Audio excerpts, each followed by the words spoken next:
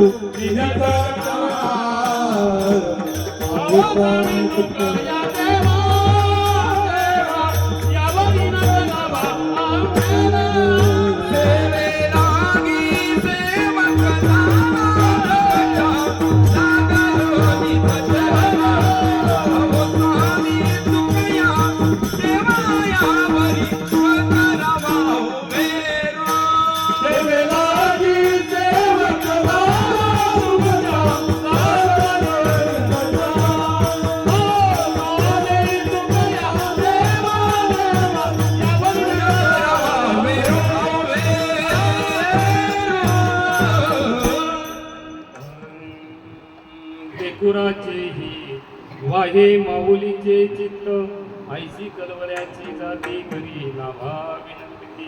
प्रस्तुत प्रसंगी प्राप्तस्थली चिंतन रूपी सेवेकरता निवडलेला अभंग देहूगावचे सुप्रसिद्ध साधू वैराग्याचे मूर्तिमंत पुतले तुम्हा सर्वांचे उद्धार करते श्री संत श्रीमंत जगद्गुरु तुकोबराय यांचा चार चरणाचा आईला संतांची उपमा देणारा अभंग. विठाला विठाला विठाला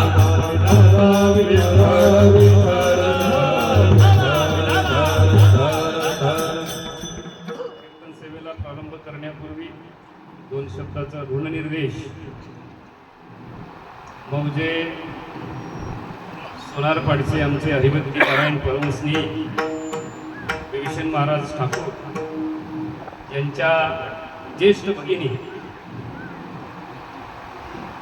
स्वर्गवासी हरिभक्ती पारायण सीताबाई पदू पाटील आणि यांचं प्रथम पुण्यस्मरण आणि ज्यांच्याकडे हे आयोजन आहे ते आजीबाईंचे मुलातील त्यांची मुलं असतील, त्यांचे भाऊबंद असतील, ग्रामस्थ मंडळी असतील. या ठिकाणी त्यांची नावं दिलेली आहेत. श्री पदू जानू पाटील या सीताबाई पदू पाटील यांचे पती होत. त्याचबरोबर श्री नीलकंठ पदू पाटील, सौ वैजयंता नीलकंठ पाटील, श्री दिगंबर पदू पाटील, सौ वैशाली दिगंबर पाटील, श्री आनंद पदू पाटील, सौ सेजल आनंद पाटील आणि सौ सुनीता अभिमन्यू पाटील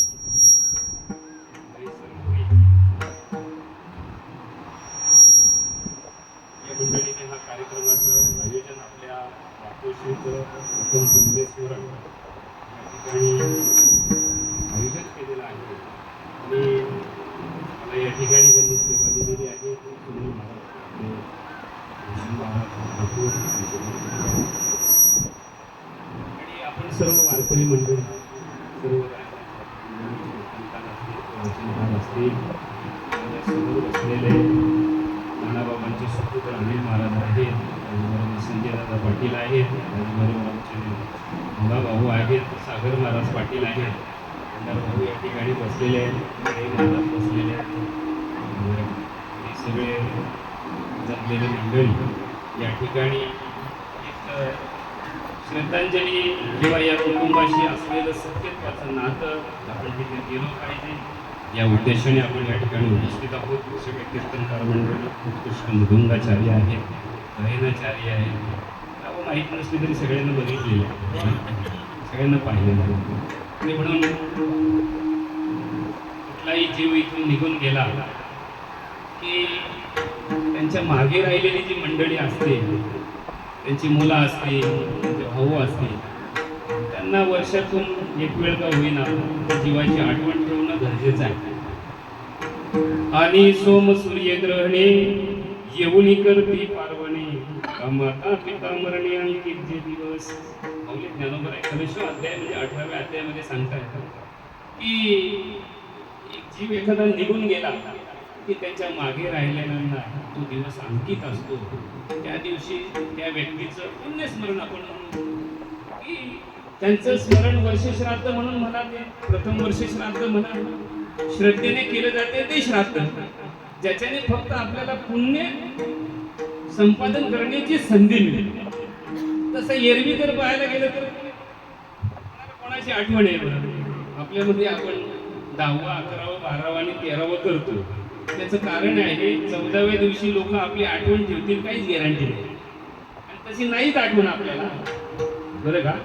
पण हे तुमचं आमचं आहे का? सगळ्यांचं आहे.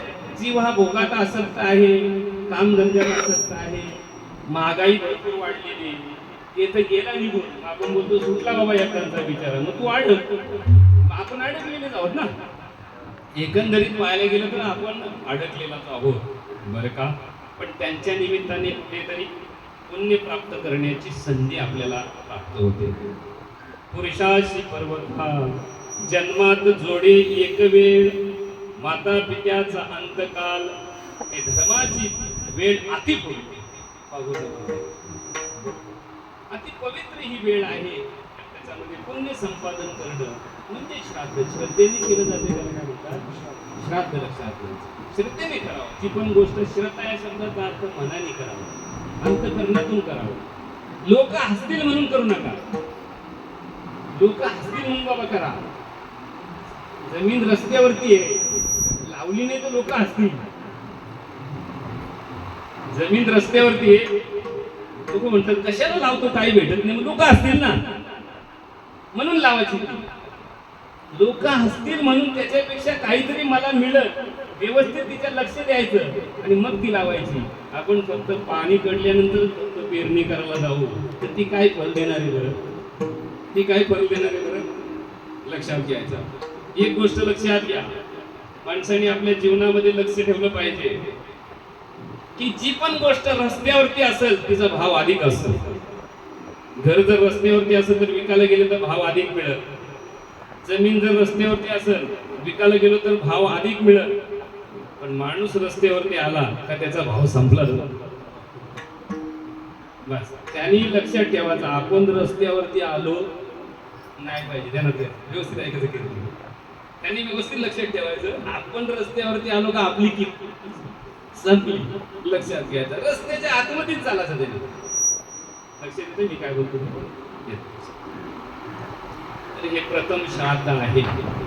आणि इथे जगद्गुरु तुकोबरा या अभंगामध्ये सांगतात, लेकराचे हित वाहे माऊलीचे चित्त. त्या लेकराचं हित जन्मही देते आणि त्याचं सर्वस्व हित आयुष्यभर त्याच्या हिताची चिंता आईशी करवल्याची जाती तरी लाभावी नव्हती. कशाची अपेक्षा जी करत नाही तिला आई असं म्हणतात. कशाचीच अपेक्षा नाही. आपल्या मुलाने व्यवस्थित राहावं, त्याचं चांगलं व्हावं एवढीच तिची अपेक्षा. दुसरं तिच्याकडून काही अपेक्षा, कशाची अपेक्षा करत नाही ती. पण आपल्या हिताची काळजी मात्र रात्रंदिवस ती वाहत असते. आपल्याला ते कळत नसते. आपण ती गेल्यानंतर आपल्याला कळते. कोटी भार वाहे त्याचे सर्वस्वई साहे.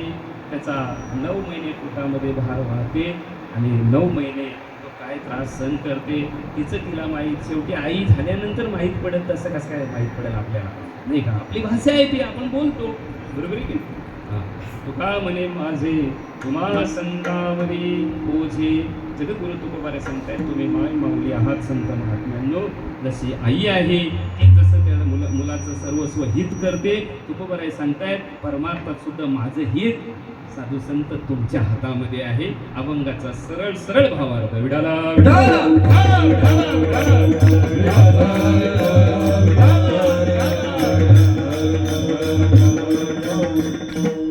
न अन्न उदक सममदान न तिथी द्वादशी समा न गायत्री परो मंत्र न माते परम दैवत. जगद्गुरु शंकराचार्य सांगतायत की अन्न उदकासारखं दुसरं दान नाहीये. द्वादशी सारखी दुसरी तिथी नाही अन्नदानासाठी. गायत्री मंत्रासारखा मंत्र नाही आणि आई सारखी देवता नाही. बस आई सारखी देवता नाहीये, दुसरं कोणच नाही. आई म्हणजे आई. ऊपर जिसका अंत नहीं उसको आसमां कहते हैं, जिसके प्रेम का अंत नहीं उसको माँ कहते हैं. त्याच्यासारखं प्रेम कोण करेल? आईसारखं कोणी नाही करणार. लक्षात घ्यायचं. आणि म्हणून छत्रपती शिवाजी महाराजांच्या पाठीमागे त्यांची आई आहे. म्हणून एवढे मोठे झाले महाराज. लक्षात घ्या. गंगापुत्र भीष्म त्यांच्या पाठीमागे त्यांची आई गंगा आहे. बरं का? त्यांची आई गंगा आहे. इंदिरा गांधींचं निधन झालं, राजीव गांधी पंतप्रधान झाले. अचानक पंतप्रधान पद आलं, निवडणूक लढवावी लागली नाही त्यांना. म्हणून अटल बिहारी वाजपेयींनी थोडंसं त्यांना म्हटलं की राजीवजी तुम्हाला पंतप्रधान होता येईल पण आई मिळणार नाही. बरं का? फोसेट पण टोला मारला त्याला.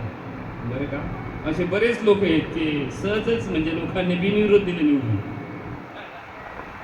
निवडून येतो तो खरा. लक्षात तिकडे नाही जायचं. आपल्याला काय म्हणायचं?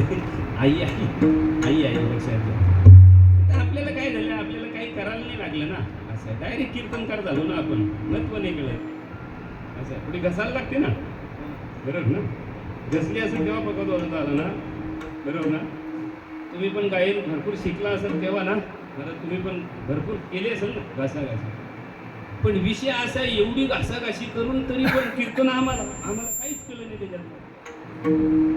अशी परिस्थिती झाली. बरं, आता हे वारकरी संप्रदायामध्ये सेवा करणं सोपी गोष्ट आहे का? माल घालून डाल बटाटी खाऊन हे वाजवणं सोपं आहे?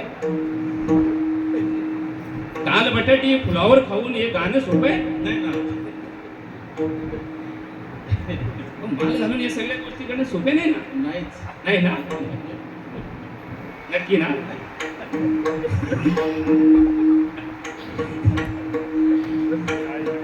अलीकडचा काल असा आहे का वारकऱ्याला वारकऱ्याची स्वतःची किंमत नाही कळाली. बोला, जाणून देईन तुम्हाला. असे पकवाटे खाताड पेताड दारू पेतात, सगळा काल्या थैलीतले खातात सगळे, आणि त्यांच्या मागं वारकरी चालतो. कसं आहे, असे वाजवणारे खाताड पेताड. अरे लेखा, जेव्हा तुमचं तुम्हाला कळालं नाही गाडा बाबा अधोगतीला जाल, सुधरा न लगेच माल घाला तिथे बिभीषण बाबा बसले. कोणी घातली नसेल त्याला बोलतोय बाबा, तुम्हाला नाही. आता तरी पुढे हाती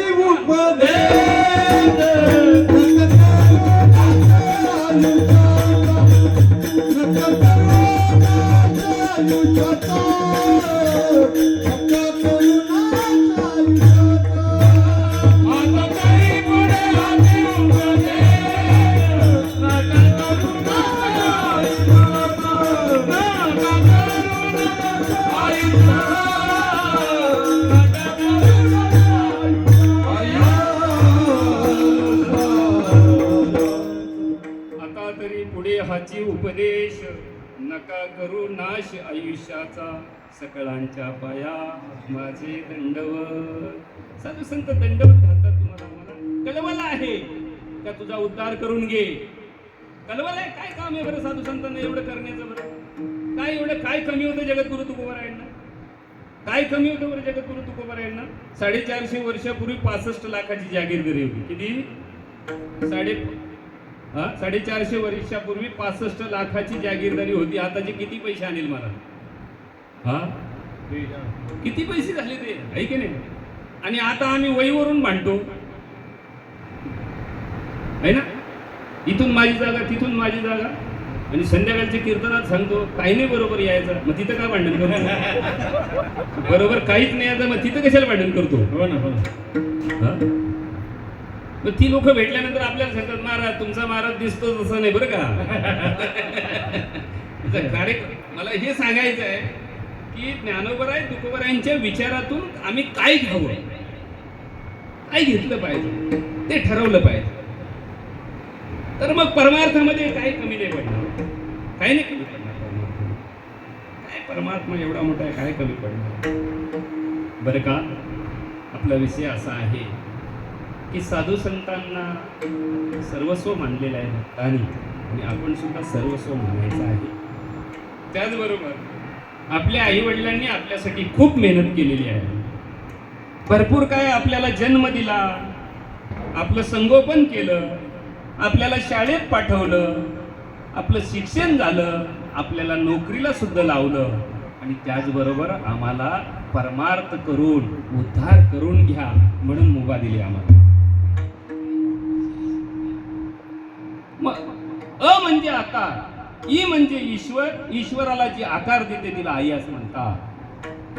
नारी की निंदा मत करो यारो, नारी है रतन की खान, जिस नारी से पैदा हुए शुक प्रल्हाद और हनुमान. सुंजा मातेच्या उदरातून महर्षी शुक आले, अंजनीच्या उदरातून हनुमंत राय आले.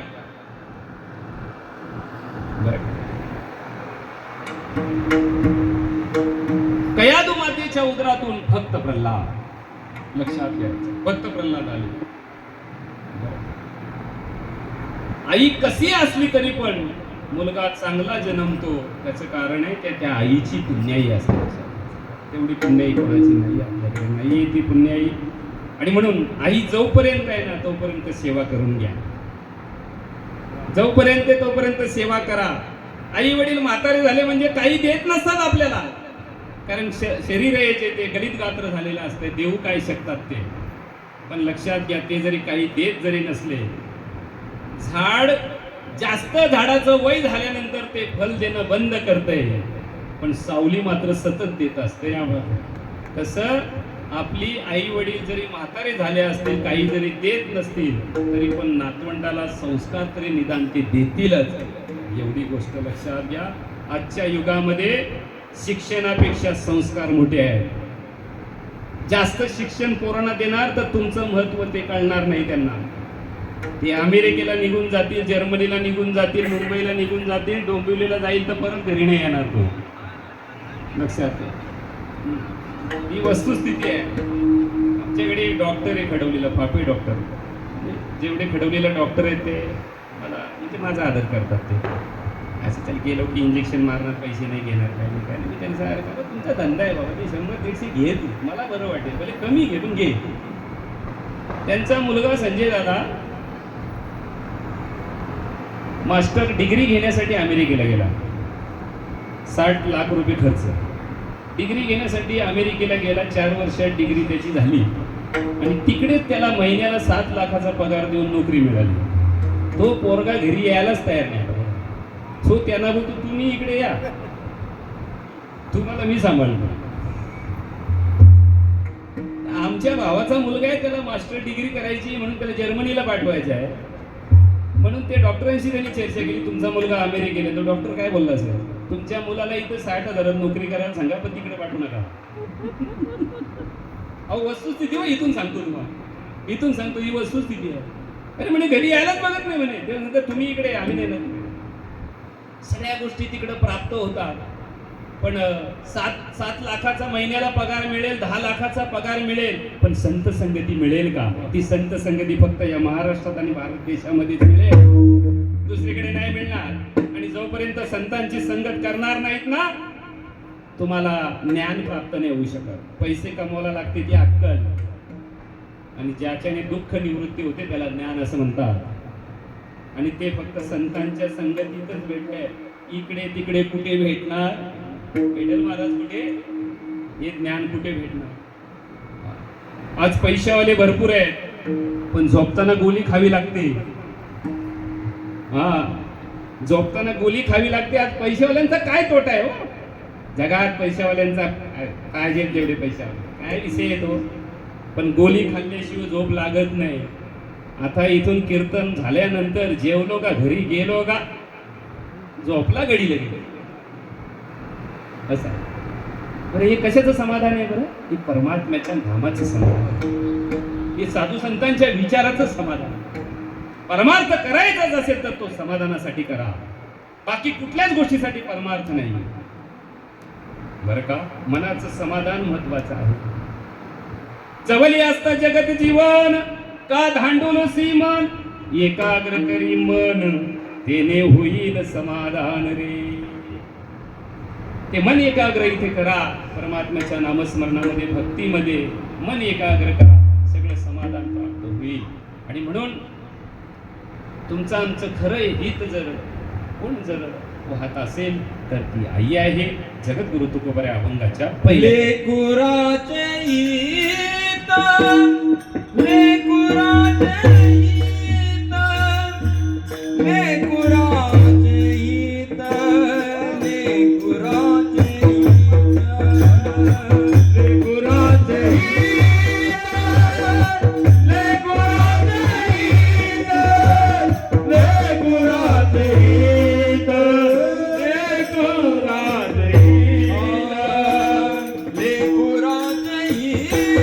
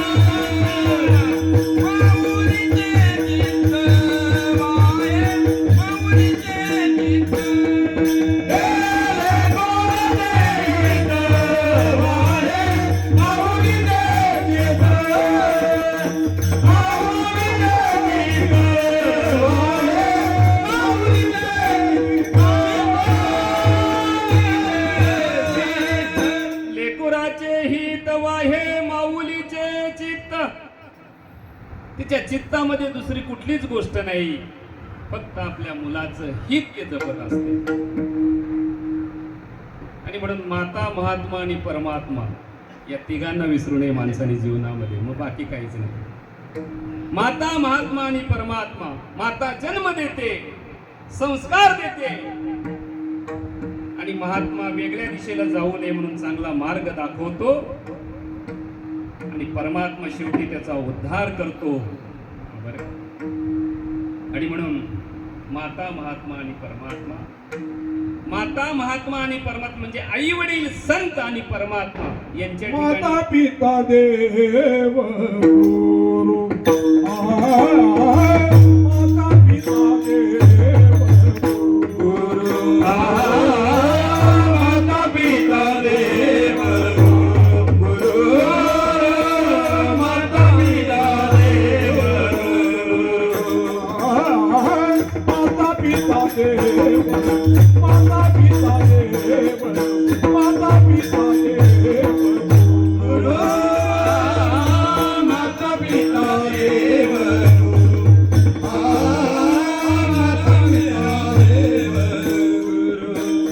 ऐसा जाता एक विचारू ऐसा जाता एक विचारू ऐसा जाता एक विचारू ऐसा जाता एक विचारू धन्य धन्य देश धन्य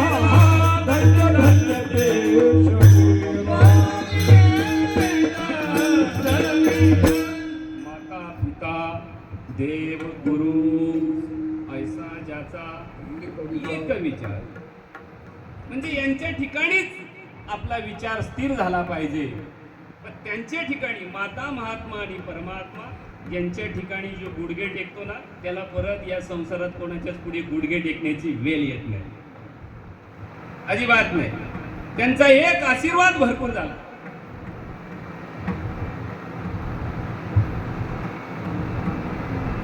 झाला विठाल झालं, विठाल, विठाल, विठाल.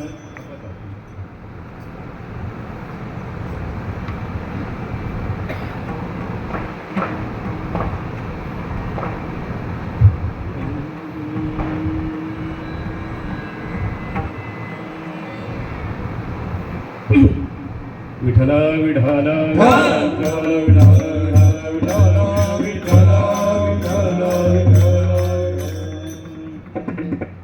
लेकुराचे हित वाहे माऊलीचे चित्त. चित्तामध्ये त्या लेकराचं हित कसं होईल याचाच विचार तिच्या चित्तामध्ये येतो. म्हणून हा आईची महती सांगणारा आपण घ्या. म्हणून थोडंसं एक दोन आया आपण शास्त्रामध्ये बघू, म्हणजे आपल्या आईची महती आपल्याला कळेल. बरोबर आहे. शास्त्रामध्ये मैनावती नावाची एक आई होऊन गेली, मदरासा नावाची एक आई होऊन गेली, आणि विश्वमाऊली ज्ञानोबा एक आई होऊन गेली. बरोबर. 3 आई. मैनावती नावाची आई होऊन गेली, ती राजा गोपीचंदाची आई, आणि त्रिलोकचंद राजा जो होता त्यांची पत्नी.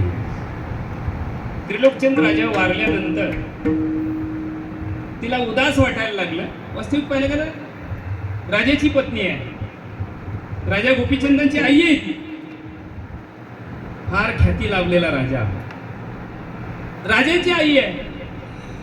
पण पती स्वर्गवासी झाल्यानंतर तिला वाटायला लागलं की या संसारामध्ये आता राहणं योग्य होणार नाहीये. तिला वाटायला लागलं की काही मी उद्धार पावेन, काही कृपा करील नारायण. ऐसे तुम्ही सांगा संतजन, करा समाधान चित्त माझे. उद्धार व्हावा असं वाटायला लागलं. आणि या संसारामध्ये ज्याला असं वाटायला लागलं की माझा उद्धार झाला पाहिजे, आता बाकीचं मला काही करायचं नाही, समजून जायचा तो भाग्यवान पुरुष. भाग्यवान पुरुष. मोक्ष रे के आला भाग्य विनाटाला, मोक्ष रे के आला भाग्य विनाटाला, मोक्ष रे के आला भाग्य विनाटाला, मोक्ष रे के आला भाग्य विनाटाला, मोक्ष रे के आला भाग्य विनाटाला, मोक्ष रे के आला भाग्य विनाटाला, मोक्ष रे के आला भाग्य विनाटाला, मोक्ष रे के आला भाग्य विनाटाला.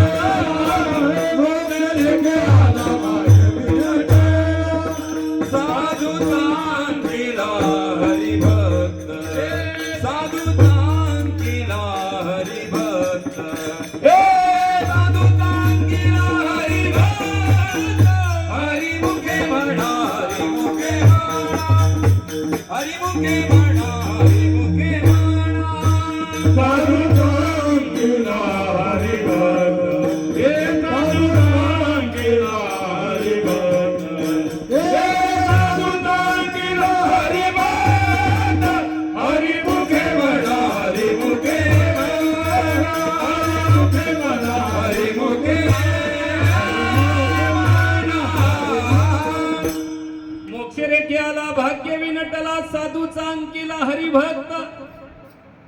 लक्षात घ्या, ज्याला असं वाटायला लागलं माझा उद्धार झाला पाहिजे, आणि म्हणून माऊली ज्ञानोबा हरिपाठातलं प्राण, मोक्ष रेखे आला भाग्य विनटला, साधूचा अंकिला हरिभक्त. आपण हुशार माणसं, आपण फार हुशार. मोक्षाच्या रेषेत येत नाही ना, दारिद्र्य रेषेखाली आपलं नाव टाकल्याशिवाय राहत नाही. हुशार माणसं आपण, हुशार माणसं आपण. लक्षात घ्यायचं. अरे भिकारी बनण्याची स्वतःला सवय झालेली आहे. आम्हाला कोण भिकारी बनवू शकतो? आम्ही स्वतःला गरीब कसं समजू शकतो? तुम्ही स्वतःनी गरिबी स्वीकारली, ती तुमच्या मनाने स्वीकारली ती. काय बघाल तुम्ही गावोगावी पाटील लोकांची नावं दारिद्र्य रेषेखाली, गरीब त्याची झोपडी तशीच कायम स्वरूपी, तशी कायम स्वरूपी तशी. बस यांची घरं झाली, त्याच घरकुलावरती स्लॅबची 3 माल्याची बिल्डिंग बांधली, पण लाभ घेतला तो 1,60,000 घेतलंच नाही त्यांनी. बरं, ही वस्तुस्थिती आहे का? मी टाइमपास बोलतो. वस्तुस्थिती 100% ना, 100% वस्तुस्थिती. बस, पण तरी पण इलेक्शनच्या वेळेला तो पैसे घेऊन आल्यानंतर आपण घेणारच ते. असं आहे. उलट लोकांना सांगणार लक्ष्मी घरी आली नाही कसं काय म्हणू, आणि परत वरडाचा एवढी कुठं महाग आहे, एवढी कुठं महाग आहे. इलेक्शनला 5,000 घेतलं, त्याचं काय करतो?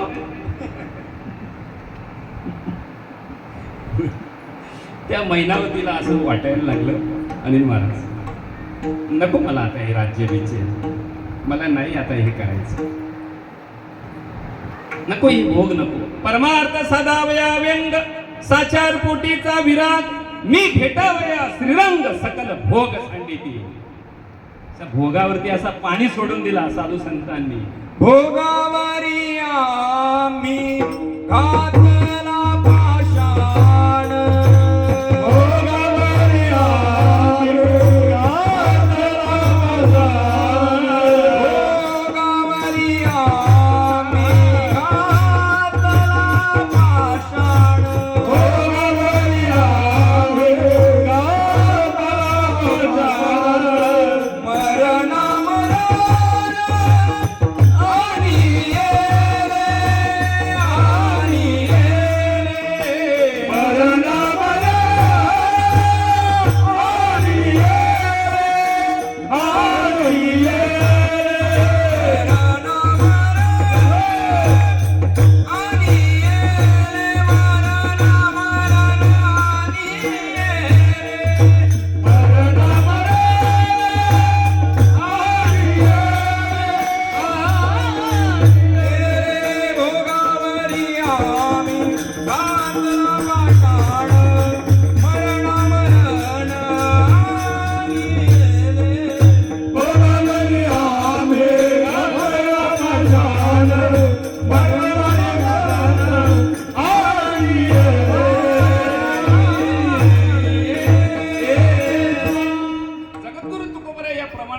परमात्मा आम्हाला सांगतायत, संकेत करतायत की तुम्हाला जर मरण जर संपवायचं असेल ना तर भोगावरती दगड घाला. भाषण म्हणजे दगड. काय परिणाम झाला बरं? मरण आणि येणे. याला त्याने मारला, त्याने मारला, हे सगळं तुम्ही ऐका, परंतु मरणाला कोणी मारलं हे तुम्ही कधी ऐकलं? जे मरणाला मारतात ना ते संत, ही त्यांची क्रांती आहे. तो पुरुषार्थ आहे त्यांचा, साधू संतांचा, बरं का? आणि म्हणून भोगातून बाजूला झाले साधू संत, बाजूला झाले. भोगे रोगा जोडून दिले अनिका, आरोचिते हो का आता सगळा पासून. आता मज साये येते करावे देवा, तुझी घेई सेवा सकळ गोवा उगवणी. भोगातून बाजूला व्हायचं. जेवढं कमी करता येईल तेवढं त्याच्यातून काय करायचं? बाजूला व्हायचं, लक्षात घ्यायचं. हा, आम्ही कीर्तनाला निघालो का लोक विचारतात, महाराज भाजी भाकरी काय? पोली दूध पोली लागते मला, पनीर चिल्ली लागते मला. बरं, सप्त्यामध्ये फिरणारे गायक वाजवणारे 7 दिवस ते सप्त्यावाले खायला घालतील, पण 8व्या दिवशी घरी खाता येईल का बघा. विचार करा त्याच्यावरती. 7 दिवस सप्त्यावाले खायला घालतील, कारण त्यांना माहिती आहे यांची आपल्याला गरज आहे. पनीर चिल्ली घालतील, दूध पोली देतील, पुलाव देतील, तुम्ही जे मागाल ते देतील, बरोबर आहे. पण 8व्या दिवशी आपल्याला घरी आपली बायको देईल का ते विचार करा. दुसरीकडे मागून खाताना पहिले तो विचार करा. जिभेला एकदा चट लागली का मग तेच लागतंय. लोक म्हणतात आमचा पोरगा चायनीज शिवाय दुसरा काही खातच नाही, तो आता खाणारच नाही दुसरा काही. लोकांना सांगायला फार भारी वाटते हो, आमचा पोरगा ना नाही, तो मोठ्या हॉटेलमध्येच रोज जेवतो. आयुष्यभर जेवल का विचार करा, पैसे पुरतील का विचार करा. आपल्या घरचं साधं अन्न खा, त्याच्याने तुम्ही आजारी पडणार नाही. हे भारदस्त जेवण आपल्या शरीराला त्याची सवय नसते. बहुतांशी लोक हॉटेलमध्ये जेवतात ना, घरी आल्यानंतर बायकोला सांगतात पोरगा कुठे? मग ती सांगते बाहेर फिरायला गेलाय, फोन कर त्याला, ना इनो घेऊन यायला सांग त्याला. मी काय बोलतो ते लक्षात आलं तुम्हाला? ज्ञानोबर आहे, तुकोबरायांचे प्रमाण आहे. आम्ही फक्त टाइमपास म्हणून त्याला बघतो, आम्ही टाइमपास म्हणून त्याच्याकडे पाहतो. टाइमपास नाहीये ते, तुम्हाला मला इंटिमेशन सूचना आहे, कसं राहावं याच्यासाठी सूचना आहे. शेवटच्या वेळेला मुलं बाल देतील नाही देतील, नाही तर मग बोलतात आमचा म्हातारा साठलला, जेवणच भेटत नाही त्याला पाहिजे ते भेटत नाही. इथूनच भोग कमी करा. जेवू नका असा विषय आहे का बरं? जेव्हा त्याच्यामध्ये भोग भोगा, पण आसक्ती निर्माण नका करू. भारी पडेल ते, पडला अनेकांना भारी ते. आपण कसंही कसं आपल्याला बाहेर निघता येईल, साधू संतांच्या वचनावरती विचार करायचा. त्या मैनावतीने विचार केला मला माझा उद्धार करून घ्यायचा आहे, पण गुरु कोण करावा. म्हणून जालिंदरनाथांना हट्यांची मुली घेऊन येताना पाहिलं, आणि तिने विचार केला, तिच्या मनामध्ये विचार आला की आपल्याला यांना गुरु केलं पाहिजे, बघू विचारून. जवळ आल्यानंतर पाहिलं तर त्यांच्या डोक्यावरती वाळलेल्या लाकडांचा भारा होता. बघितलं त्याच्याकडे, बघितलं तर तो भारा त्यांच्या 4 इंच वरती असा तरंगत होता. डोक्यावरती वजन नव्हतं, बरं का. आणि सामर्थ्य शक्ती ओळखली, मग त्यांनी सांगितलं की मला माझा उद्धार करायचा आहे. त्यांनी सांगितलं मी कोण? मी फाट्या लाकडं आणणारा माणूस आहे, मी कोण आहे? मी काय तुझा उद्धार करणार? पण तिने सांगितलं अजिबात नाही, माझ्या मनाची खात्री आहे, तुम्हीच माझा उद्धार करा, बरं का, तुम्हीच माझा उद्धार करा. बरीच विनवणी केल्यानंतर, आणि मग त्यांनी विचार केला की एवढा जीव जर काकुलती आलेला आहे तर आपण त्याचा काय केला पाहिजे? उद्धार केला पाहिजे. म्हणजे संतांच्याकडे लोक जायची तरी ते त्यांना अनुग्रह देत नव्हते ना. आम्ही बोलवतो, या या या या गर्दी करायची, हा या गर्दी करा, आणि कीर्तनात डोळे झाकून जातील एवढी हार घाला. काय म्हणजे दांभिकत्व आम्हाला कळते कुठं? एक गोष्ट लक्षात घ्या, आंबा आणि पेरू पिकल्यानंतर पोपटाला बोलवण्याची गरज, त्याला काय आमंत्रण द्यायला लागतो का ये म्हणून? पण पिकलो पाहिजे बाबा, असं पिकलो पाहिजे. नाही तर मग लोक सांगतात की बोलणाऱ्याची आंबट बोरं संपतात आणि गोड तशीच राहतात. लक्षात आहे ना, गोड तशीच राहतात, लक्षात घ्यायचं. पण लक्षात घ्या, आंबट राहण्यापेक्षा गोड राहा. गोड जर झाले तर ती बोरं उष्टी जरी असली तरी पण देव सेवन करतो.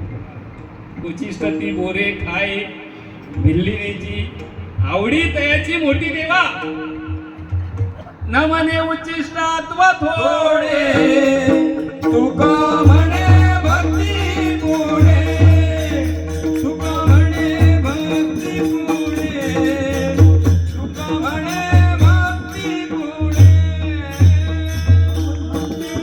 अथवा थोडे, तुका म्हणे भक्ती पुढे, तुका म्हणे भक्ती पुढे, तुका म्हणे भक्ती पुढे.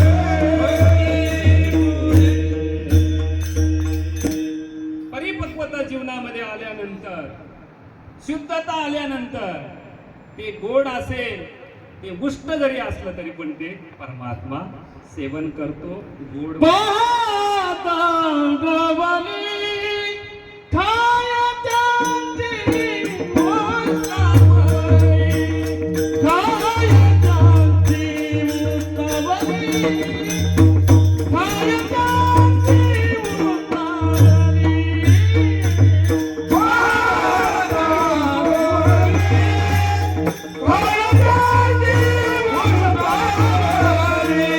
खायच्याची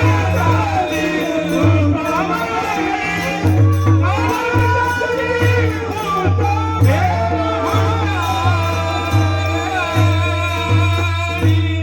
पाहता गोवळी खाय त्यांची उष्टावली. का खाल्ली तर ते नामाचे चिंतन गणी कमळाचे बघा, उष्ट सेवन केलं की नाही. एक आणि जैन समाजामध्ये एक संत होऊन गेले आता, तरुण सागर त्यांचं एक वाक्य आहे कि शबरी के बेर झूठे नहीं थे, वो अनूठे थे, जिसने श्री राम ने सोये आकर लुटे थे. स्वतः खाल्लं. पाहती गोवली खाय त्यांची उष्टावली.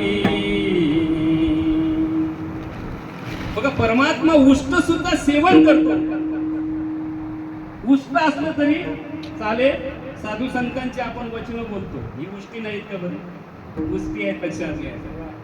ही काय आहे, उष्ट आहे. त्यांचं आहे ते आपण सेवन करतो, आपलं कुठे आहे ते. पण संसारामध्ये माणसाला आता उष्ट सेवन करण्याची इच्छाच राहिली नाही. एका बाईने नवऱ्याला सांगितलं, तू म्हणायला लागले की मला कामावर जायचं, पटकन नाश्ता दे मला. ती बाई म्हणायला लागली, आता घरात तर तसं काय बनवलेलं नाही, तुम्हाला दूध दिलं तर चालेल. तर तू म्हणायला लागला, अजिबात चालणार नाही, ते वासराच्या तोंडातलं उष्ट आहे, मी नाही खाणार. बाई म्हणायला लागली, मध आहे ते चालेल का तुम्हाला. ते म्हणे माशीच्या तोंडातलं उष्ट आहे. मग म्हणे अंडा चालेल का.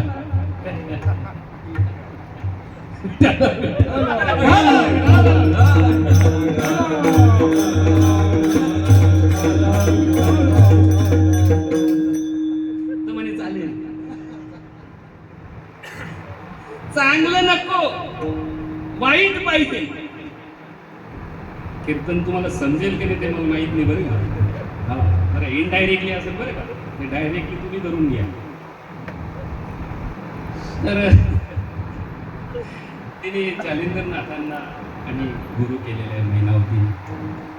गुरु केल्यानंतर फार कथाभाग आहे, तेवढा काय मी तुम्हाला सांगणार नाही. आपली आई तिकडे जाते म्हणून गोपीचंद राजाला 1200 लग्नाच्या बायका होत्या. किती? 1200. आणि 1600 आशा ठेवलेल्या होत्या. 1600 आशा ठेवलेल्या होत्या बायका. राजा ना तो, राजा तो. एक दिवस नगराच्या चौकामध्ये स्नान करत होते, त्याला बाहेर त्याच्या अंघोळ त्याला घालायला घेतलं होतं, उठणं बिटणं लावलं होतं. आणि त्याची आई तिथे वरती बसलेली होती आणि तिला दुःख झालं ते पाहून की आपला मुलगा भोगात अडकलेला आहे. भोगातून कसा बाहेर निघेल आणि याचा कसा उद्धार होईल. कळवला हो, साधू संतांना कळवला.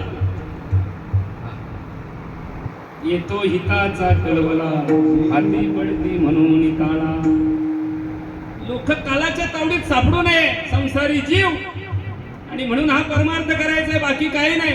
कोणते हे जन न देखावे डोळा, कोणते हे जन न देखावे डोळा, उडते ना देखावे डोळा, उडते ना देखावे डोळा. कोणते हे जन न देखावे डोळा, कोणते हे जन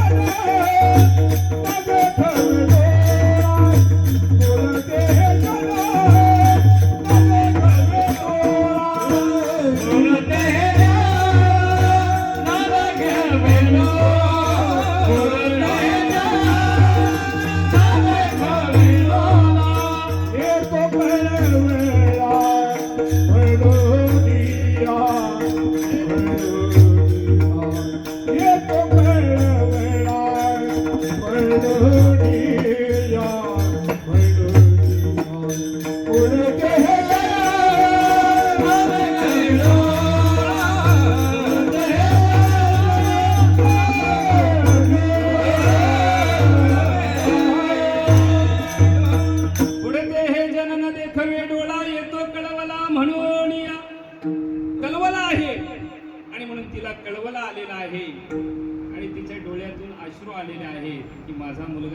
सुंदर गोरा गोमटा आहे, परंतु भोगात आसक्त आहे.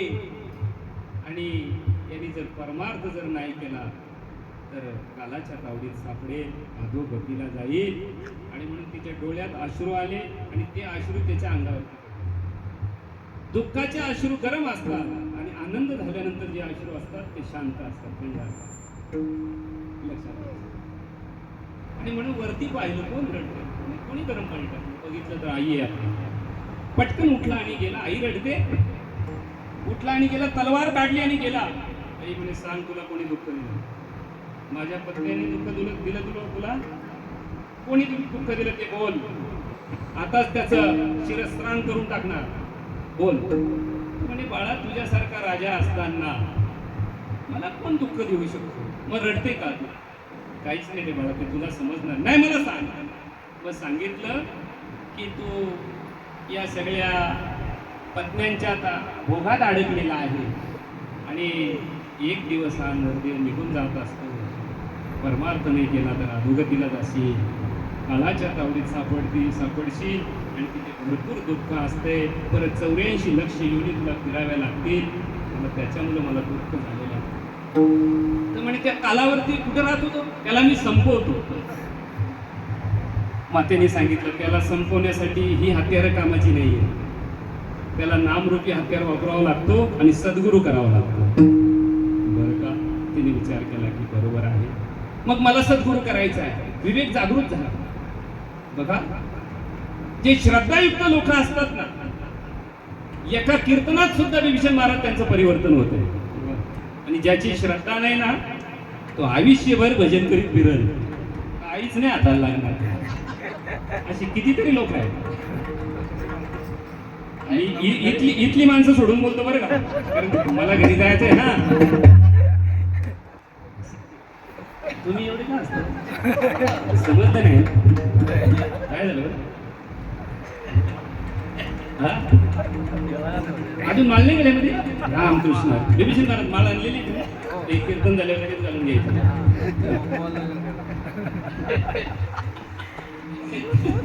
नली कुंकली सोनारे जिकडून तिकडे गेले वारे. त्याचा लगेच विवेक जागृत झाला. लक्षात घ्यायचं, विवेक सांगत असे आता विवेकाचे तथ्य, ब्रह्मतेची सत्य आणि जगन मिथ्य या नाव विवेक. हे जग सगळं खोटं आहे, एक परमात्मा सत्य, त्याला विवेक असं म्हणतात. म्हणून आपल्या मराठीत म्हण आहे, शहाण्याला शब्दाचा जितवा. शब्दाचा काय? सुंदर अंतकरणाचे, त्यांना आनंद होतो, दुःख नाही होत. क्या बात.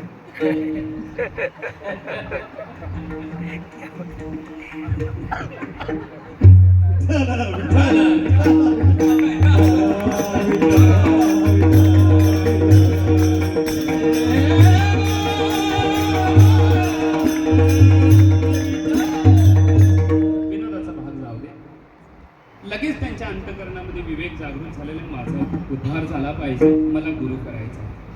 परंतु मैनावतीचे जे गुरु आहेत जालिंदरनाथ, त्यांनी स्वतःच विहिरीमध्ये ढकलून दिलेलं असतं. घरी बोलवून झोपलेल्या अवस्थेत सांगून ढकलून दिलेलं आहे, कारण माझी आई तुझ्या नादाला लागले म्हणून.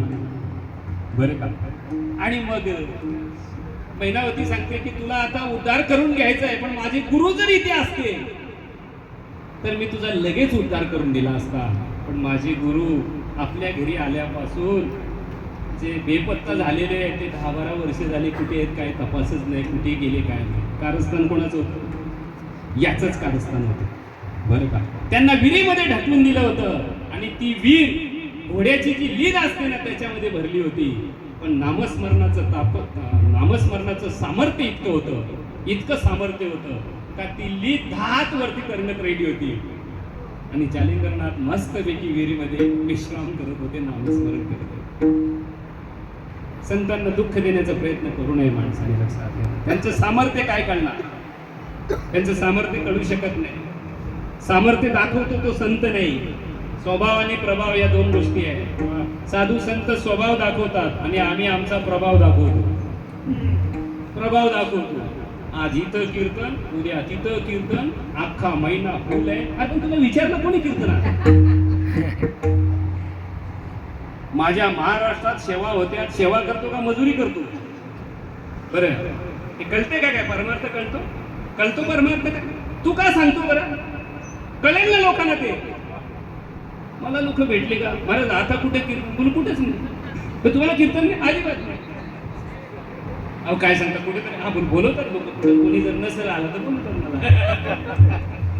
जे महाराज लोकांच्या डोक्यामध्ये हा खून घुसलाय. मी जर सांगितलं मला भरपूर कीर्तन असतात तर म्हणजे मला लोक मानते. अरे लोकांनी मानण्यापेक्षा देवानी आणि संतांनी मानलं पाहिजे तुम्हाला. हे काय लोक काय तुम्हाला मान देणार आहे? तुम्हाला कळतो का काय?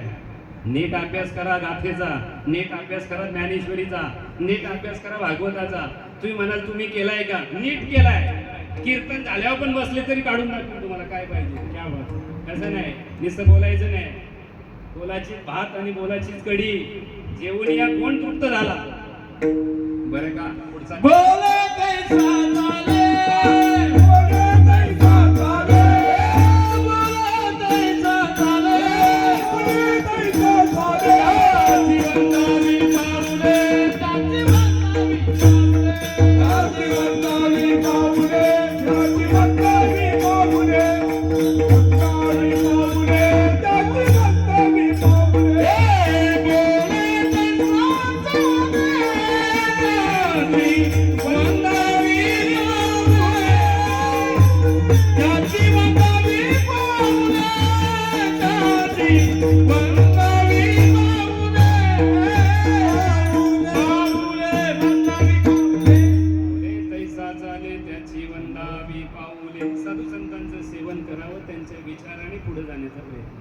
त्यांच्या विचारावरती आरूढ राहायचं.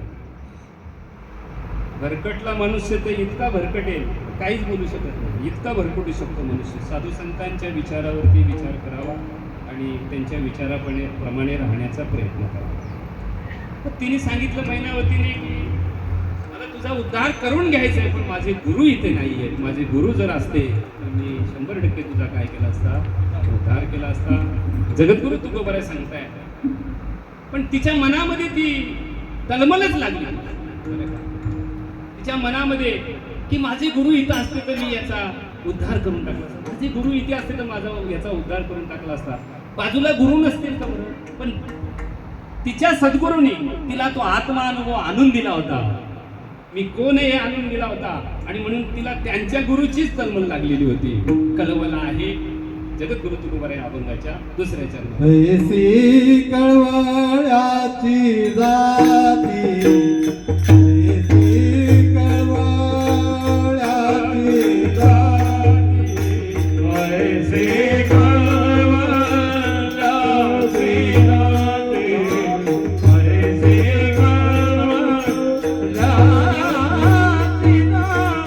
ऐसी कळवळ्याची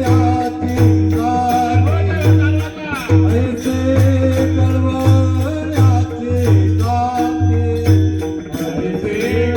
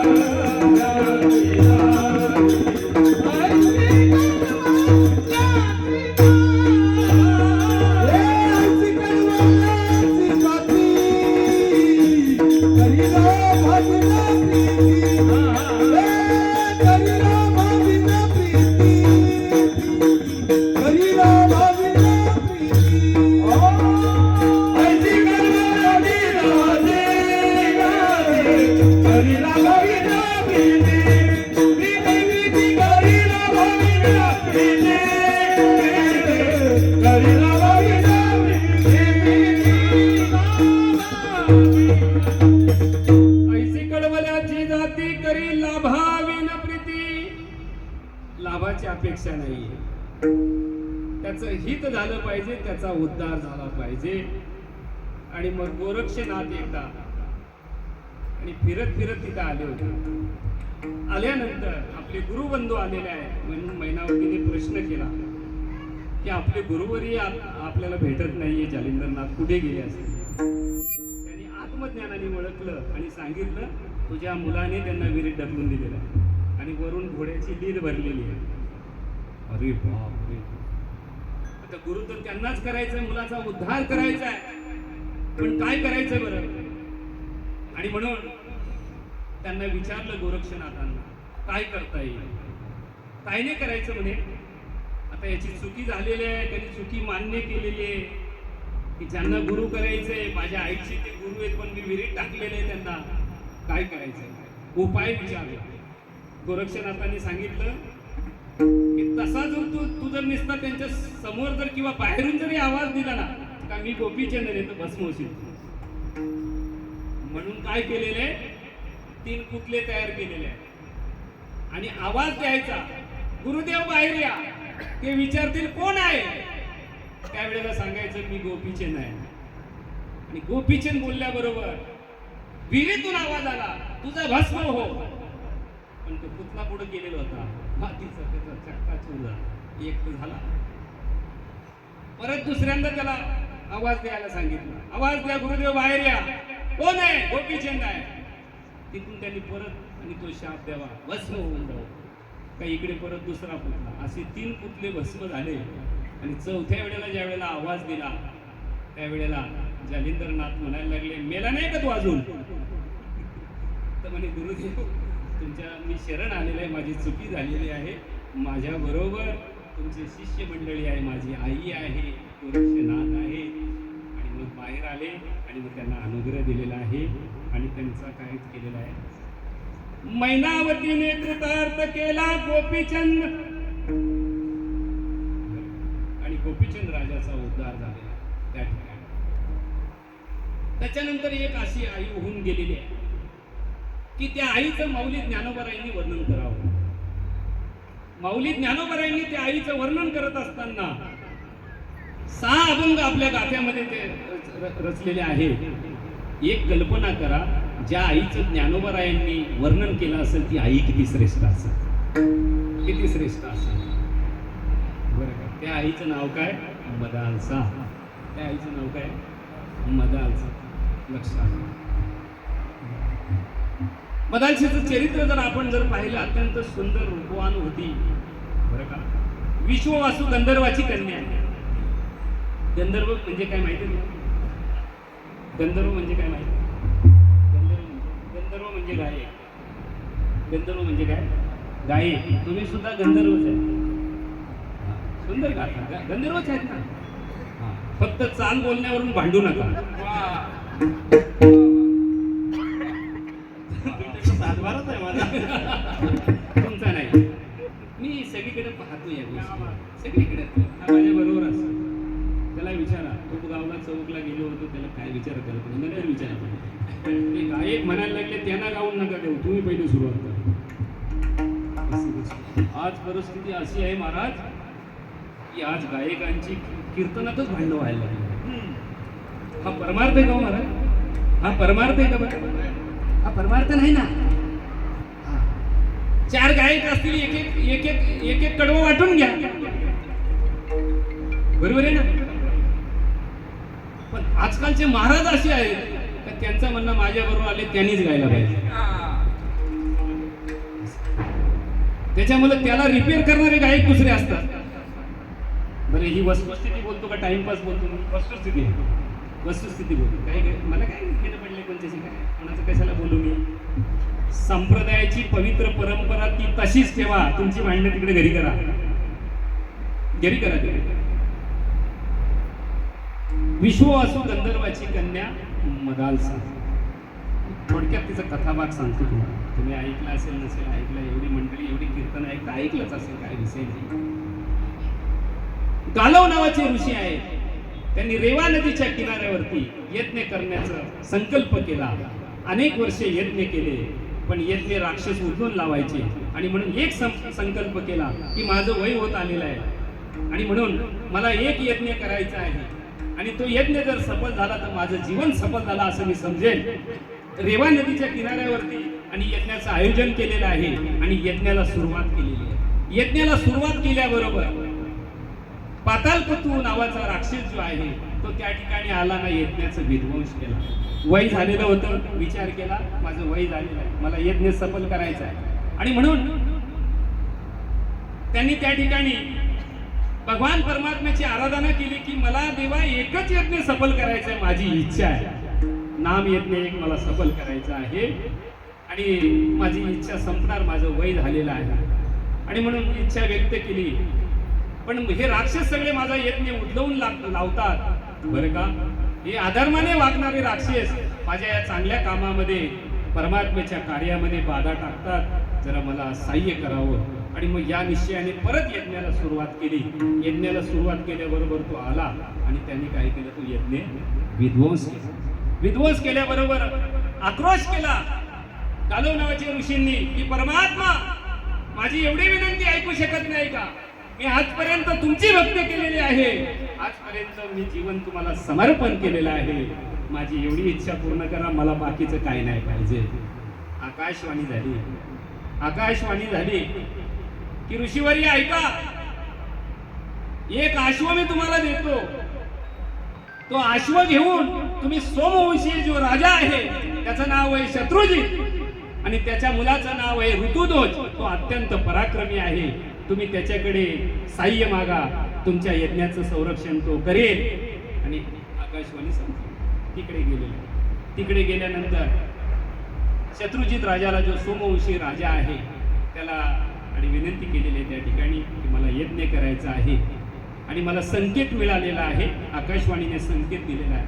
चांगली गोष्ट आहे, राजाने सांगितलं माझ्या मुलाला लगेच घेऊन जा. आणि मग तो जो घोडा प्रगट झाला होता तो घोडा त्याला दिलेला आहे आणि घोडा त्याला दिल्यानंतर यज्ञाला सुरुवात झालेली आहे.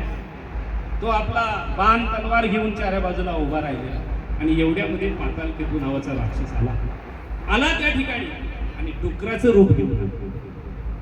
डुकराचं रूप घेऊन आलं त्या ठिकाणी. डुकराचं रूप घेऊन आल्यानंतर आणि तो डुकर म्हणजे तुम्हाला कल्पना आहे ते गटारात घुसलं की ते गटाराचं वाटूनच करते.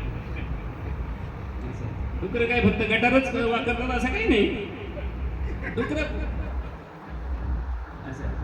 महानगरपालिकेत डुकर कशा ठेवलं माहिती आहे तुम्हाला, गटार साफ करायला असं आहे. त्याचे वंशज राहतात तिकडे तिकडे गावागावांच्या मध्ये असत नाही. त्याचे वंशज कुलातले लोक, कुठलाही कुल राक्षसाचा गेलेला नाही, कुल तसाच आहे. त्यांचं वर्तन आम्ही तसंच करत असेल तर त्यांच्यात आणि आपल्यात काय फरक आला, काय फरक आला बरं. याती कुल माझे गेल्या कोणी, श्रीरंगवतुनी आनुनी, श्रीरंगवतुनी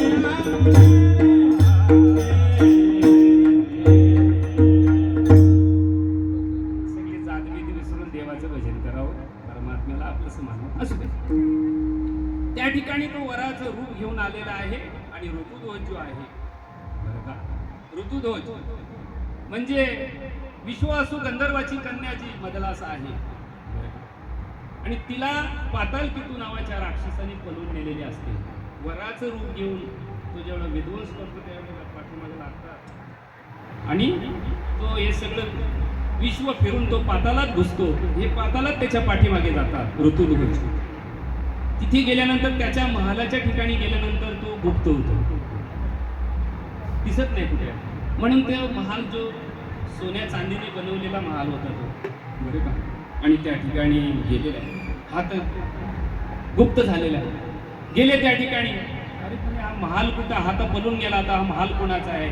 आतमध्ये प्रवेश केला तर दरवाजात एक मुलगी आणि फुलांचे गजरे बनवत होती आणि आतमध्ये सोन्या चांदीचा एक पलंग होता आणि त्याच्यावरती एक सुंदर अशी रूपवान स्त्री बसलेली आहे, पण खिन्न अवस्थेत आहे, चिंतामग्न अवस्थेत त्या ठिकाणी बसले, चिंतामग्न अवस्थेत.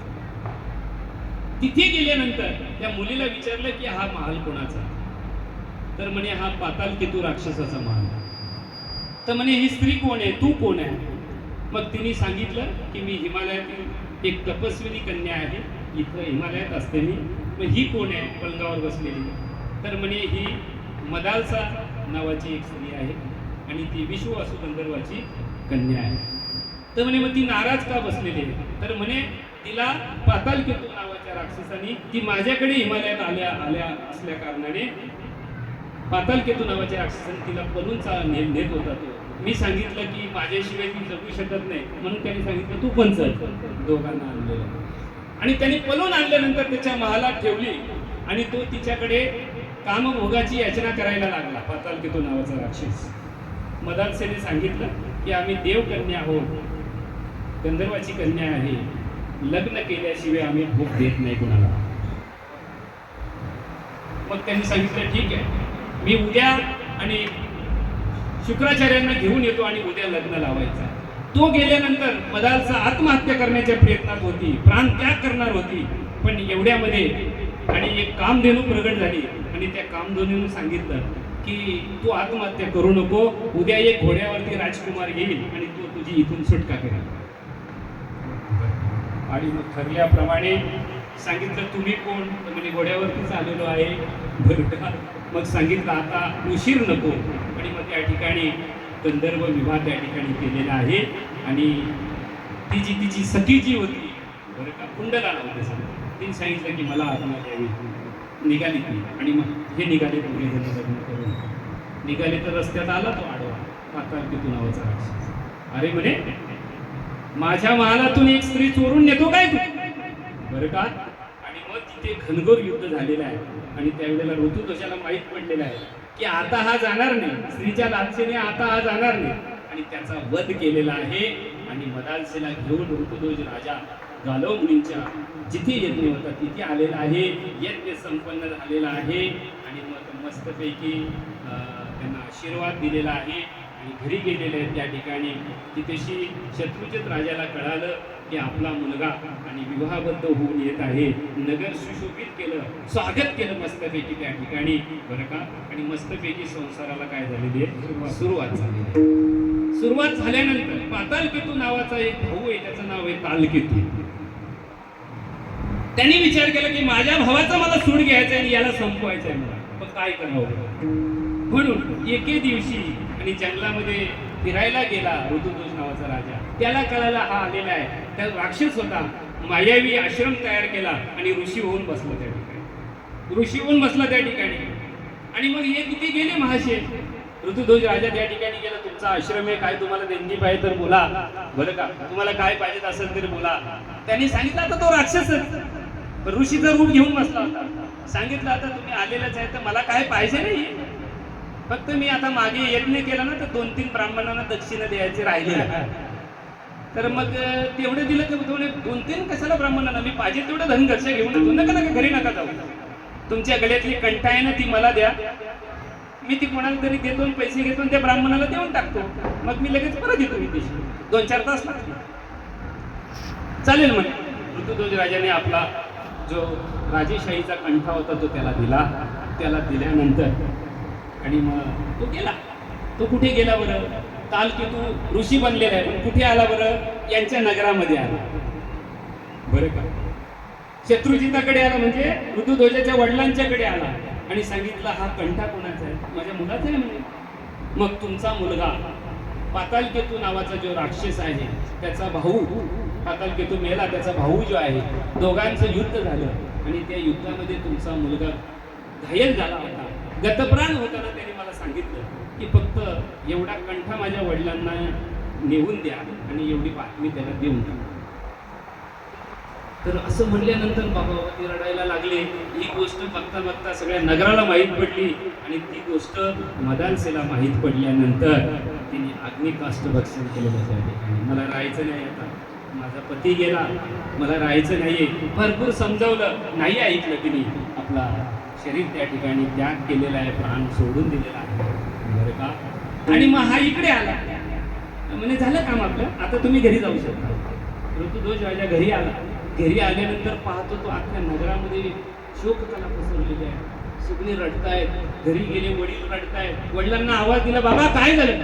त्यावेळेला आपल्या मुलाला पाहिलं, खूप आनंद झाला, पण परत दुःख झालं. की आपल्या सुनेने तर आता देह त्याग.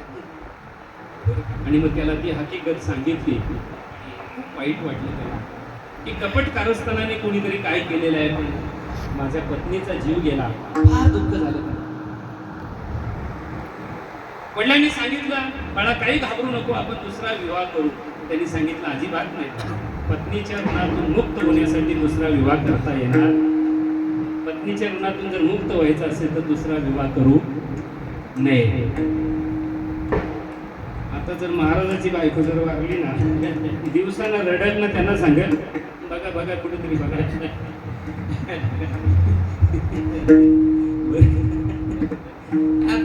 नाही आणि मी दुसरा विवाह करणार नाही. उदास अवस्थेमध्ये राज्याचा त्याग केलेला आहे. मला नाही राज्य करायचं आता, मला राज्य नाही करायचं आता. उदास अवस्थेमध्ये आहे त्या ठिकाणी. आणि उदास अवस्थेमध्ये जंगलामध्ये राहत असताना कंबल नावाचे ऋषी आहे, जे सर्प योनीमध्ये होते, नागाच्या योनीमध्ये होते, नाग होते. त्याला 2 मुलगे होते, बरं का? ते पण सर्प योनीतच होते. हा उदास अवस्थेमध्ये राहायचा आणि तिथे आल्यानंतर आणि ते याला विचारायचे काय झालं. दोघांचं असं दोस्ती झाली सगळी. आणि दोस्ती झाल्यानंतर सांगितलं एवढे उदास का राहता, पण त्याला सगळी हकीकत सांगितली. त्या मुलांनी आपले जे वडील आहेत कंबल, त्यांना सांगितलं की आमच्या मुलाची ही अवस्था, दोस्ताची आम्हाला ही अवस्था पाहता येत नाही. एक काम करा, काय पण करा, पण त्याची पत्नी कशी मिळवता येईल एवढं बघा. ते तपस्वी होते नागराज. त्यांनी हिमालयावरती तपश्चर्या केली. भगवान शंकर प्रसन्न झाले. बोला, मी तुमच्यावरती प्रसन्न आहे, काय पाहिजे? काहीच नको. माझ्या मुलाचा जो मित्र आहे ऋतुध्वज, त्याची पत्नी कपट कारस्थानाने आणि तिने अग्निकाष्ठ भक्षण केलेलं आहे. ती गेलेली आहे, ती पूर्ववत तशीच मिळावी, एवढंच फक्त द्या देवा. देवादेवी महादेवाने सांगितलं, तथास्तु. प्रसाद दिला. तुमच्या पत्नीला हे खायला घाला आणि तिला नामस्मरण करायला सांगा, ती परत मिळणार. नागराजाने आणि त्यांच्या पत्नीला तो प्रसाद खायला दिला आणि तो प्रसाद ग्रहण केला. नामस्मरण करता करता नाकातून मदलासा जशी आहे तशी प्रगट झाली, पण पहिल्यापेक्षा ज्ञानी म्हणून प्रगट झाली. कारण तो भगवान शिवांचा प्रसाद होता. ज्ञानी म्हणून प्रगट झाली. म्हणायला लागली, माझे पती गेलेले आहेत, मला अग्निकाष्ठ भक्षण करू द्या, अग्निकाष्ठ भक्षण करू द्या. ऋतुध्वजाला बोलवलं आणि त्याच्या ते स्वाधीन केलं. सगळा प्रसंग सांगितला, लक्षात घ्यायचा, पूर्ण प्रसंग सांगितला. गोपीचंद राजाच्या आईने मैनावतीने एका मुलाचा उद्धार केला आणि मदालसीने किती मुलांचा उद्धार केला? 4. व्यवस्थित आहे का? 4 मुलं. विक्रांत वर्म, सुबाहू, शत्रुमर्दन आणि अलर्क, ही 4 मुलं. लक्षात घ्या. 4 मुलांचा उद्धार त्या ठिकाणी तिने केलेला आहे. आणि मग सगळं राज्य कारभार, बरं का, आणि विचार केला की आता सगळं सोडून जायचं आहे. मुलांना उपदेश करत असताना संसार सुरू झालेला आहे आणि जसा मुलगा उत्पन्न झाला ना, असे 3 मुलं उत्पन्न झाले. त्या 3 मुलांना संसार विरक्तीचं ज्ञान दिलं. पण ज्ञान देताना कशाचं बरं का, आधार कशाचा घेतलेला आहे? तर मुलांना आपल्या पालण्यामध्ये झोके देत असताना त्यांचं काय केलेलं आहे? उपदेश मदलासा देह निर्मिला कैसा.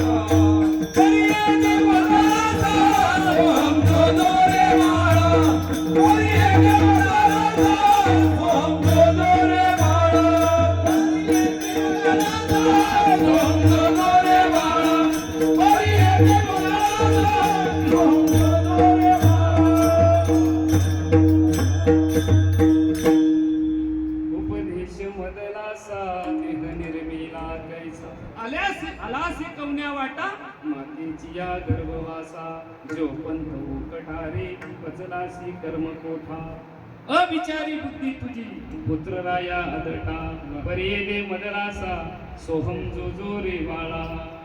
बघा त्याला सांगते मदलासा की बाळा हा जो देह आहे 84 लक्ष योनी फिरून आणि तुला मातेच्या उदरामध्ये राहावं लागलं आणि तिथे एअर कंडिशन मातेची या उदर कोरी पचोनी विष्णेच्या दादरी उकडोनी नवमासवरी जन्म जन्मोनी मरती.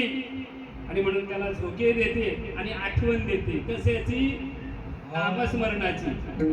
कशाची आठवण देते बरं नामस्मरणाची. सारखं आहे का कीर्तनाला सुरुवात व्यवस्थित सावधान राहायचं एकदम कीर्तनाला सुरुवात. तुम्हाला मी असं विचारतो ठीक महाराज तुम्ही किती वर्षाचा असताना परमार्थ सुरू केला सांगा पटकन 10 20 25 वर्ष 26 वर्ष माझ्या एवढाच बरोबर आहे बरोबर आहे. विभीषण बाबांनी आधी सुरू केला असं बरोबर आहे बरोबर आहे. आता सगळ्यांना एक प्रश्न विचारतो भक्त प्रल्हादाने परमार्थ किती वर्षाचा असताना सुरू केला.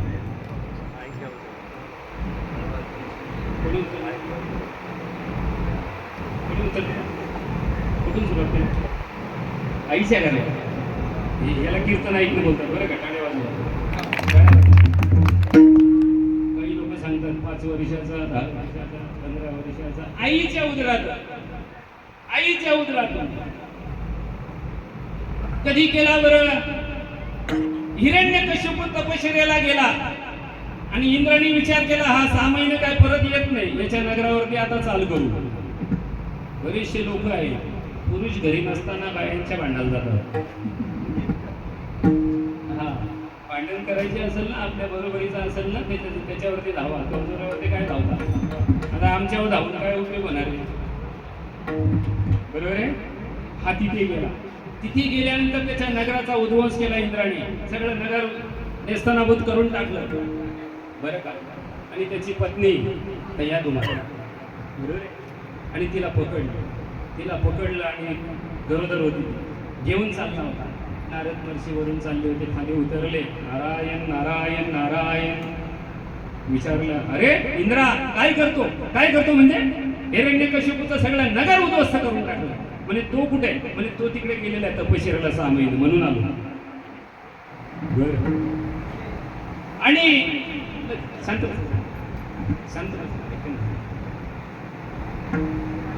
मग तो घेऊन चालला होता म्हणजे कुठे घेऊन चालला म्हणजे हिच्या उदरामध्ये त्याचं बीज वाढतंय आणि ही ज्या वेळेला प्रसूत होईल त्यावेळेला ते बीज मी संपून टाकीन आणि तिला सोडून देईन. नारद महर्षींनी सांगितलं मूर्खा इंद्रा आई तिच्या उदरामध्ये जो आहे तो सामान्य जीव नाहीये तो भक्त भगवान परमात्म्याचा भक्त आहे सामान्य नाहीये. पाया पड तिच्या पाया पडला आणि 5 प्रदक्षिणा करून तो निघून गेला. आणि नारद महर्षी तिला आपल्या आश्रमात घेऊन गेले आणि त्या ठिकाणी ब्रह्मज्ञानाचा उपदेश करतायत. आणि तो उपदेश कोणी ऐकला तिच्या उदरात असलेला भक्त प्रल्हाद. ऐकता नारदाच्या गोठी मज कर्मीच घातली मिठी जो जन्मला कयादूचे पोटी भक्त जगजेठी प्रल्हाद. बरं आपण नामस्मरण आपल्या सद्गुरूंनी दिलं तिथून करत आलेलो आहे काहीच्या गर्भातून. आपण नामस्मरण सद्गुरूंनी दिला तिथून करतो आपण काहीच्या गर्भातून. बोला आईच्या गर्भातून. ऐका शंकराचार्य सर्वत्र प्राणीना देह जपो भवती सर्वदा हंस सोमिती ज्ञात्वा सर्व बंध प्रमुच्यते. जगद्गुरु शंकराचार्य सांगतायत की प्रत्येक जीव आईच्या उदरात 7 महिन्याचा असताना भजन सुरू केलेलं आहे त्यांनी. फक्त प्रत्येक मनुष्य भजन करतच आलेला आहे पण त्या भजनाला जो जाणतो आणि ओळखून घेतो तो मुक्त होतो. आणि म्हणून त्याला उपदेश करते मुलांना परे दे मदळासा सोहम जो जो रे बाळा परे तू विसरलासी ओशीवर पाडा काळा. बघा ते जर विसरलास ना तर तुझा काला होईल इथून अधोगतीला जाशील विसरलिताया थोर झाली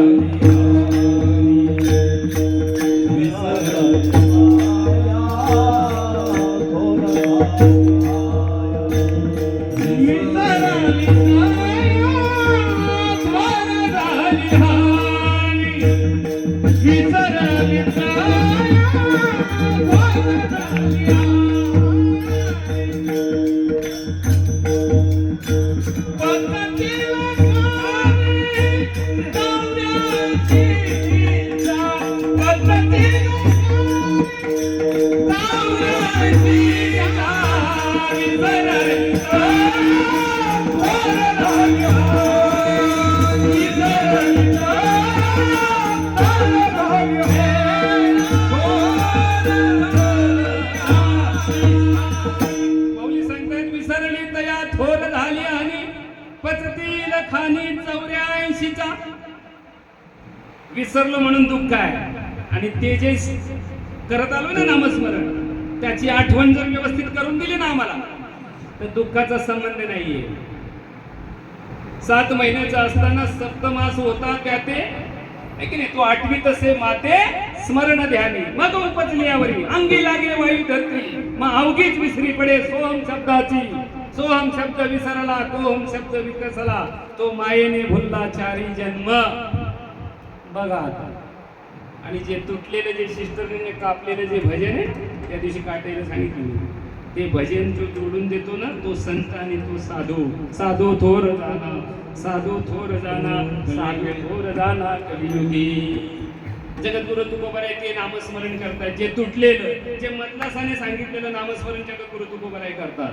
वर्धोमुखे आळवीला सोहम शब्दाचा नाद अरूप जागविला दाता घेऊन या चंद्र घेऊनी निज तत्व निज बोध स्वरूपी मिळविले नाव ठेला सुखे निज लोका शून्य सारुनी ते त्रिकूट शिखरी गा दान सांगा महाराज लोकांनो आम्ही करतो का असं नामस्मरण? केलं का आम्ही असं नामस्मरण? उर्ध्वमुख समजतंय का?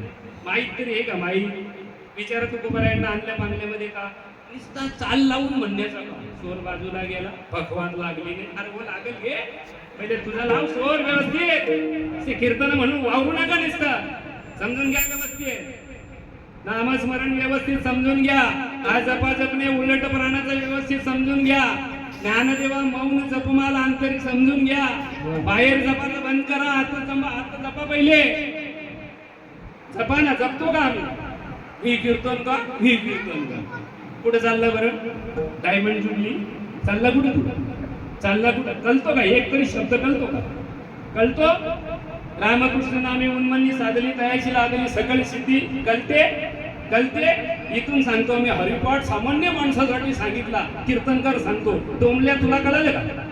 या बघ कीर्तन झाले कोण कोण या बिंदास या बिंदास कशाचं काही कळणार काही नाही काही नाही काही नाही. वर भजन करून काही नाही नाचायची एकच काही. किती दिवस नाचत बसणार ना? कुठे कुठं नाचत बसणार? कुठे कुठं नाचत बसणार? लक्षात घ्या. व्यवस्थित समजून घ्या. व्यवस्थित समजून घ्या. करीले मदनासा सोहून जो रे बाळा. काय सांगते बरं ती? काय सांगते? देह तू नाही तो आत्मा तू आहे. देह मरतो आत्मा मरत नाही. लक्षात घ्या. देह मरतो का आत्मा मरतो? कोण मरतो? देह मरतो. आत्मा मरतो का? आत्मा मरत नाही. पाप पुण्य सुयार सुद्धा देहाला का आत्म्याला? कोणाला? आत्म्याला का आहे का? अजिबात नाही. जिथं जिथं सुतक असेल तिथे कीर्तनकारांनी पाणी प्यायचं नाही, चहा घ्यायचं नाही, जेवायचं बिलकुल नाही. पैसे नाही ते द्या, धोतर ते द्या. ते वरून पडले ढगातून वरून पडले. समजून घ्या ना. अरे सुयार सुद्धा द्यायला आहे. आत्मतत्वाशी एकरूप व्हा. अरे कसलं पाप नाही ना कसलं पुण्य नाही. जा वाचा गाथा वाचा. कशाचं काही तपास नाही. येतो धोतर घालून मला हे चालत नाही, मला ते चालत नाही, इथला पाणी चालत नाही. पैसे चालतात का तुला धोतर दिल्यावर? जैसे कीर्तन करावे तैसे वर्तुळी लावावे. तैसे वर्तुळी लावावे. तैसे वर्तुळी लावावे. जैसे कीर्तन करावे तैसे वर्तुळी लावावे. तैसे वर्तुळी लावावे. तैसे वर्तुळी लावावे.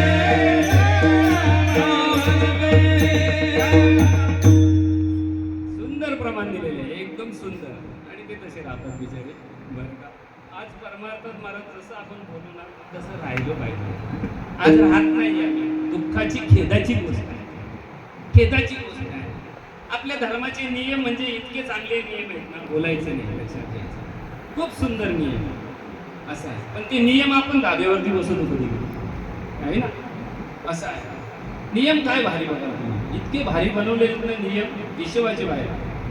कांदा खाऊ नको पाप होईल, लसूण खाऊ नको पाप होईल. सत्याचे पैसे खाल्ल्यावर पाप नाही होणार.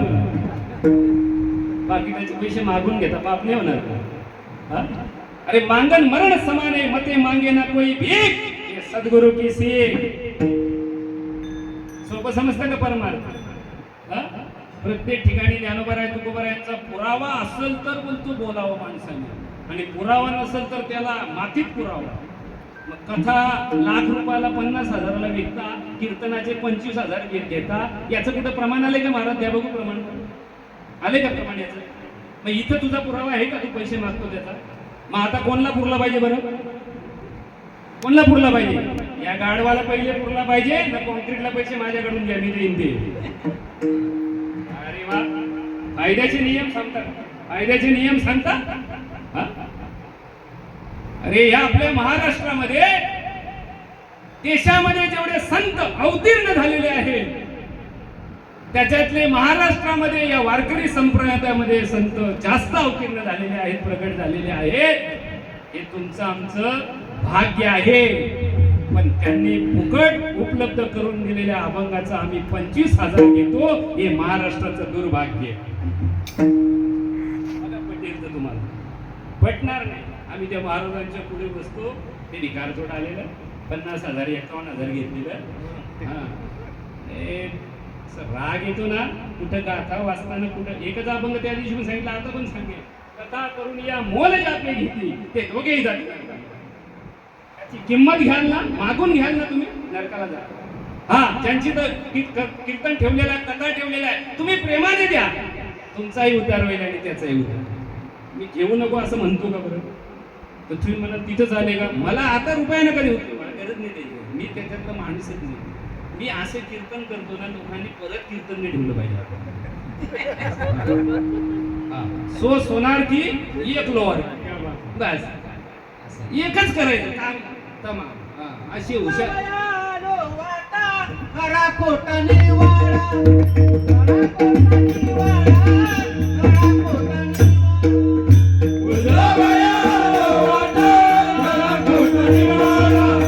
खरा खोटा निवाडा,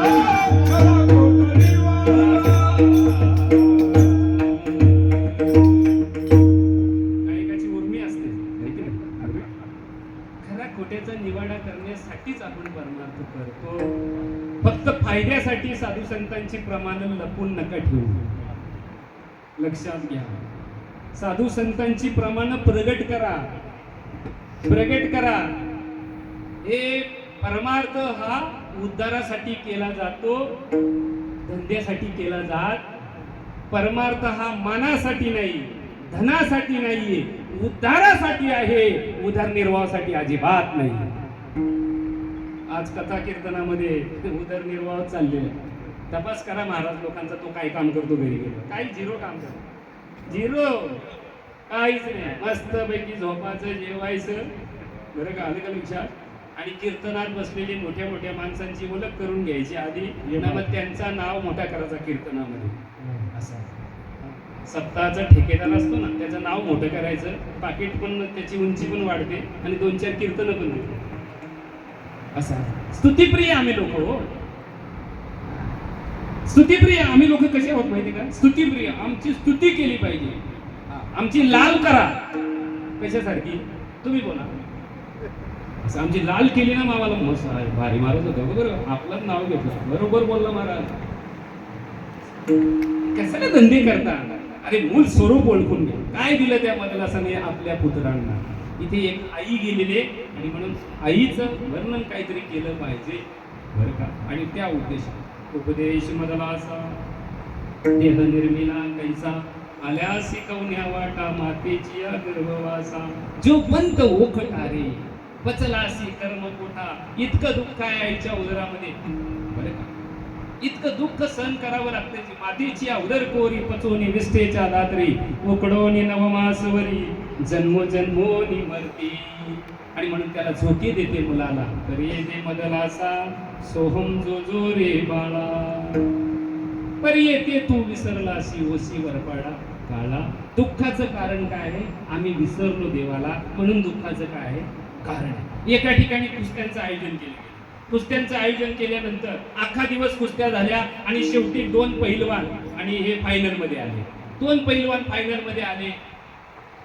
पहिल्या क्रमांकाचं बक्षीस 1 लाख रुपये आणि दुसऱ्या क्रमांकाचं बक्षीस 50,000 रुपये. दोघं जण ते आखाडात उतरले आणि मग दोघं बाता करायला लागले. पब्लिक बाजूला बाता करायला लागले की आपण कशाला हे करायचं नसतं, जे काम करू ना आपण, फायनल कोणी पण जिंकू दे, आपण वाटून घेऊ अर्धे अर्धे. मग ठरलं पण वाटून घेऊ, पण खेळ तर दाखवायला लागेल ना, एवढी पब्लिक आहे, बक्षीस कसं भेटणार? खेळ दाखवायला लागेल. तर म्हणे ती पण गोष्ट बरोबर आहे. मग ती कुस्ती फायटिंगची होती, मारामारीची कुस्ती, फाईटची कुस्ती असते जी असेल तर ती फायटिंगची कुस्ती होती. तर म्हणे मग काय करायचं? म्हणे जो जास्त मार खाईल ना, आपला विषय काय, विसरल्यामुळे दुःख, जो जास्त मार खाईल ना त्यांनी फक्त हलूच बस बोलायचं का. मग तू हारला आणि जो मारणार आहे तो जिंक. पण आपण दोघांनी जेवढी ताकद असेल तेवढं काम करायचं. मग त्यांची दोघांची कुस्ती झाली, त्या ठिकाणी मारामारी जोरात चालू झालेली एकदम. ते फाईट बरं का. 2-4 मिनिटं आणि एक थोडासा कमजोर पडला, यांनी त्याला भरपूर मारीत घेतला बरं का, मारीत घेतला. पण जो मारतो तो ठरला काय होता, जो मार खाईल त्याने बस फक्त बोलायचा.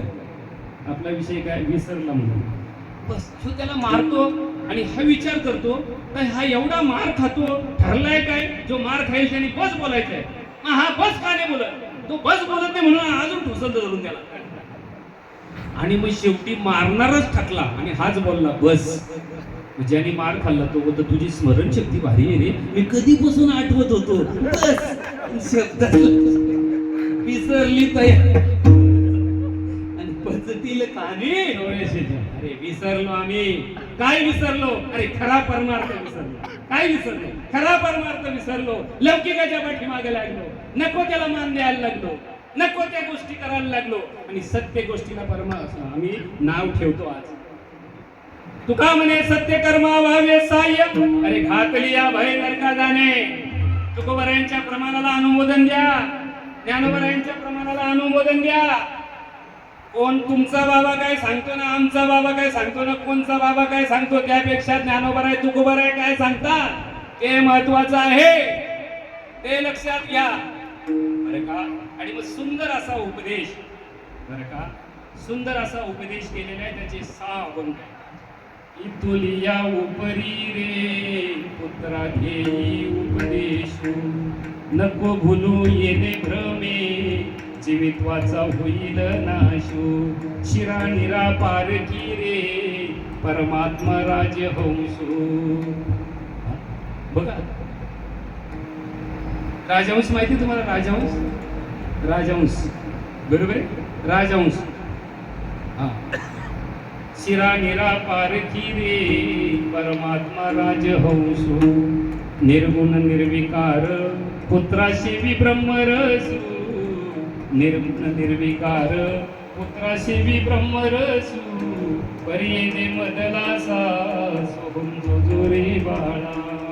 बरं का. इथुल्या उपरी रे पुत्रा घेई उपदेशू, नको भुलू येणे भ्रमे. भ्रम म्हणजे काय? देह म्हणजे भ्रम. ब्रह्मदर्शी या देहाचा विठ्ठल म्हणे का रे वाचा. देहाचा भ्रम करतोस तू. अरे तू देह नाहीये, आत्मस्वरूप आहे तू.